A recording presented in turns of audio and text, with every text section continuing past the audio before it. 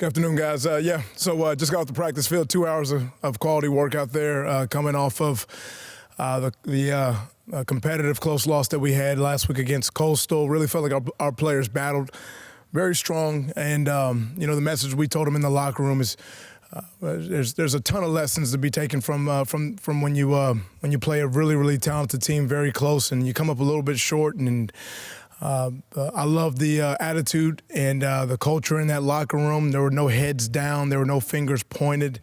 Our players are focused on one thing and one thing only, and that's getting better and continue to climb into this season. I really felt like our team improved from week 1 to week 2 and from week 2 to week 3, and I really feel like we're ascending into this week number 4. We got to continue to focus on the small things, the details. One thing we emphasized last week was penalties from the Nebraska week, and then we cut down those big time going into the 3rd week, and we just got to continue to move the needle. There's so many items that we talk about on a daily basis, from our play style to average starting field position in the ball, and knowing and respecting situations, and just feel like our players are consuming and digesting the messages that we're giving them right now, and we're in a really strong place as we head into this Old Dominion away game. Does playing in a close game like that, where it comes down to the final 1 minute of the game, does that make your team better in a way? Well, I think what makes your team better is when you can go back to the process and your daily approach of how you do things. When you win a close game or you lose a close game, that's really an outcome. And what you do is you always have to go backward before you go forward. How and why. How did you lose, or how did you win, and why did you lose, and why did you win? And then what do you have to do to prepare yourself to be better for the next week? And we don't really ride a roller coaster of what the results are, because that could potentially change your approach from week in to week out. We watch the film. We point out the mistakes. We're very critical of ourselves. We look at our own coaching. We look at who we're asking to do what. We look at, are we putting our players in a position to be successful? We look at the players that are making a ton of great plays and point out how we can get those guys better. We look at areas that we feel like we need to improve on, and we work tirelessly to figure out how we can make the areas that we're not as strong in better. And really, it's the same approach every single week. What I loved is that I felt like our team improved. We're a better football team right now, standing in front of you today, than we were a week and a half ago, than we were a month and a half ago, and then we were 3.5 months ago when I first really met this team. So we're growing. There's a lot of growth in that locker room. There's a lot of accountability, and our focus is on how to change our best right now. When you're discussing your team's growth, where do you see your team need to make those gains this week, from the Coastal Carolina game to the Old Dominion? Yeah, I think we start with how we do every single thing. So, our meeting this morning was about making sure that our locker room is exactly the way it needs to look, making sure that we're going to class on time and sitting in the first 2 rows, making sure that we sweep the hallways and we pick up any little small things in the hallways in our facility. On the practice field, we just talk about how do we make blocks better, how do we catch better, how do we chin the ball and +3 off the sideline and jog on and jog off, and we just continue to focus on the details of how we handle ourselves every single day. There's no one magic formula pill, or there's no one thing. We just look at the fundamentals, the scheme, the technique. We look at where we're putting our players in a position, and then we look at all the details that we're asking them to do. Make sure that they're clear in their job responsibility. Everybody understands what they're supposed to do, and then we go out there and play it at an extremely high level. What are the main lessons, I guess, that you guys have learned in these last 2 games coming into this Old Dominion matchup? Main lessons. I feel like we have a very strong culture in our locker room. There's a lot of accountability in that locker room. We have a lot of players that have played a lot of quality football that are doing a lot of great things for us. Taylor Riggins is playing at extremely high level. James Patterson's playing at an extremely high level. Kevin Marks, and then you're seeing some guys that haven't played as much that are stepping up, maybe like a McDuffie, who had a career high game, and even guys like Ron Cook that are taking it upon themselves to step their games up. Keon Williams is doing an outstanding outstanding job. Dom Johnson, I think, just had more career catches last week than he had in his whole season combined last week. So you're looking at every single person really collectively do their part and do what we're asking them to do at a high level. And you play in close games. There's never one play or one reason why a game really gets decided when they're that close. But you look at collectively, are we doing enough throughout the course of the game to come out on the on the right side of the scoreboard? So we're never going to celebrate losing. We acknowledge exactly where we are. We acknowledge the things that we have to improve on, and then we come out here on the practice field and focus on how to get better. Old Dominion, they haven't played games since 2019 before this. They opted out of 2020. Very small sample size. How do you prepare with so little film? I guess what they have this year and maybe what 2019? Sure. I mean, you kind of go through the same approach. I mean, the fortunate part for us right now is they have played 3 games. This is week 4, game 4 for them, game 4 for ourselves. So there is a little bit of a sample size there. You're not going back and watching, like we traditionally would, a full season and where they are up until this point. So maybe you don't have like the 15 or 16 games on somebody. There's a sample size, but we really go back through the same approach, evaluate their personnel, where are their strengths and what do we feel like areas that we feel like we can maybe take advantage of. And then what do they do and who do they do it with? And then what do we have to ultimately do to put ourselves in a position to be successful? So they got 3 games, and we're going into game 4. We're just digging through that film and really peeling back the layers of that film and finding out really their DNA and thumbprint and who they are, and what do we have to do to travel well and put ourselves in a position to win. One of your assistants, Ron Whitcomb, used to coach at Old Dominion. You're kind of picking his brain a little bit about how to prepare? Yeah, Ron has some knowledge. He does have some knowledge just being there. He was at Old Dominion for a long time. Ron Whitcomb, our tight ends coach, he's there for a long time and familiar with some of the guys. But they've had some attrition and they've brought in some new faces as well. But like every week, we're lifting up every stone and rock that we can find to find all the small details and answers. And Coach Whitcomb, just for having prior knowledge and experience, even just from the fact of just being at a place and just from where you fly into and all the small details to make the whole transition down there as smooth as possible. We're picking his brain to find out all those little small things. Well, you probably knew what you had in Kevin Marks when you got here, but has Dylan McDuffie been a surprise to you? Hey, you know what? Not a surprise in the sense of I saw him work his butt off all summer. And really, he didn't have the film evidence maybe last year to prove it, but you watched how he worked, how McDuffie worked throughout June and July. I mean, he was off the charts, front of the line. Took every single rep, strain to finish.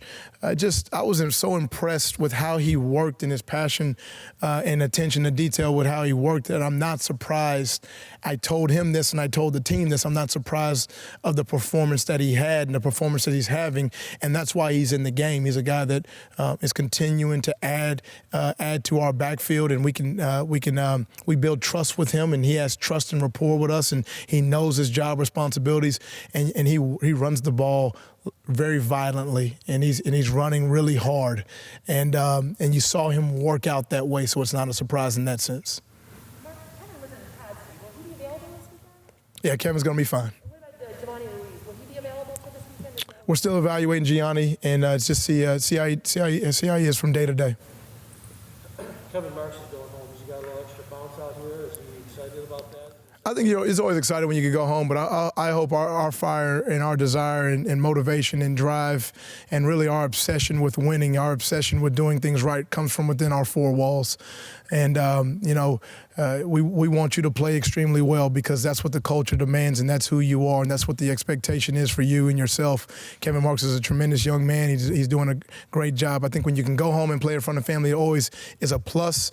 But we want to take that attitude and effort wherever we are and not say just because we're going home we can play a little bit better. No, we're going to play well because that's what our culture demands and that's what you have the ability to do.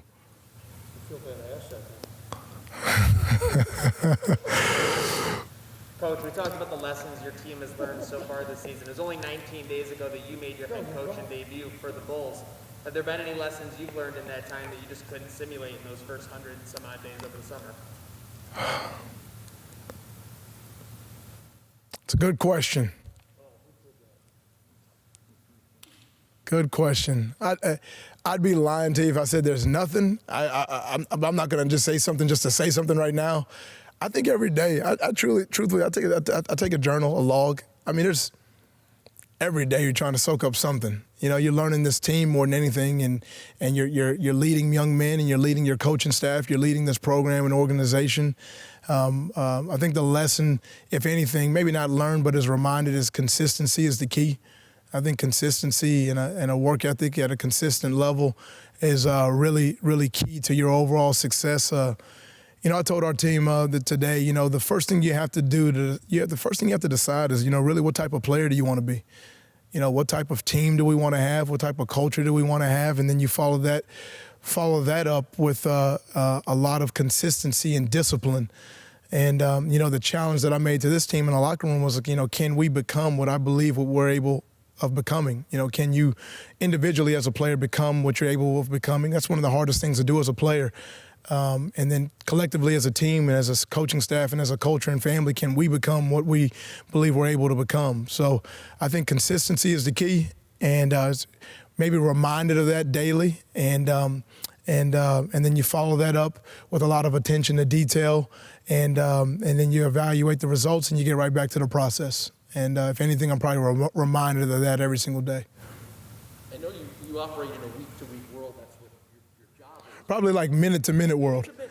After this game is the end of the non-conference, heading into the start of the MAC, will there be a point after this game where you might take a minute step back to sort of see where your team is at based on the first four and go? Sure. I think that's a very, very fair evaluation, honest, you know, good evaluation. I just think, like, we always really try to go backward before we go forward. You know, you always let's just go back to, hey, let's go back to our game planning. Let's go back to what we did in practice and how did we apply that to the game, and did what we anticipate seeing in the game happen in practice, and did we prepare our players the right way? You know, when you're guiding an organization and a team through a season, you lay out the entire totality of what the big picture looks like. You break it up in small pieces, and then you're really in a daily process of guiding people, the team, the organization through the day in and day out responsibilities. What do we have to get done today? Then you go backward a couple steps, evaluate. Hey, you know, let's look back at week 1 and week 2. What did we do? How did we do it? Where can we improve? And then you take those steps forward. You're always looking at, as a leader, to me, what do I need to change? Is there something that needs to change? Change it. You know, don't wait, change it. Is there something that needs just maybe you need to emphasize a little bit more? If there's something you need to emphasize, then just bring it to light a little bit more, continue to bring it to life and emphasize it. And then what adjustments that need to be made? Is there something that we just maybe need to adjust or tweak a little bit? So I think when you're in the non-conference play, you get into MAC play, you're looking at the goal for us, obviously, every single year is going to be to stand at the podium with the confetti falling on our faces and to win the MAC. And you want to guide a team and a culture and organization on how to do that. And when you transition into MAC play, obviously, you're going to start delivering a couple different messages in terms of the season of MAC play is a little bit different than non-conference play. So I think that's a very fair question. Kind of piggybacking off of that question just a little bit, what do you think a win would do for the confidence heading into conference play? I think anytime you win or lose, that's just the result. I really believe this. I want us to play well and win.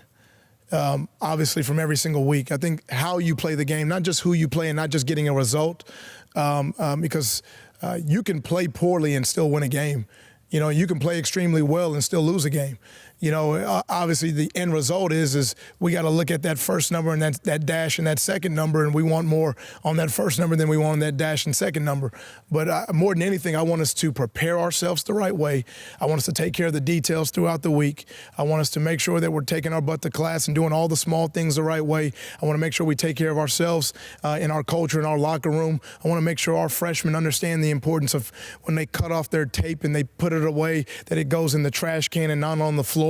That we do all the small things right on and off the field and in our personal lives to put ourselves in the absolute best position to actually win the game. We want to win the game and we want to play it at a high level, but I think how we play is something we also evaluate, not just that end result. Coming away with a win, it's always maybe psychologically it could be a boost for you, but the goal really, you want to say, hey guys, we played really well and won. based on Coach Ronnie's background, have you noticed a little Penn State sort of influence in some of the Old Dominion things? Yeah, we kind of bounced back a little bit and looked at some old film, and I think coaches always evolve as you know, as players do, as organizations do, and there's some things that he did at Penn State that are not necessarily showing up now, maybe because of personnel and different things. So we're still digging through the tape. We're still digging through all the layers of the film that we have, and just details, finding all the details that we need to put our players in the best position.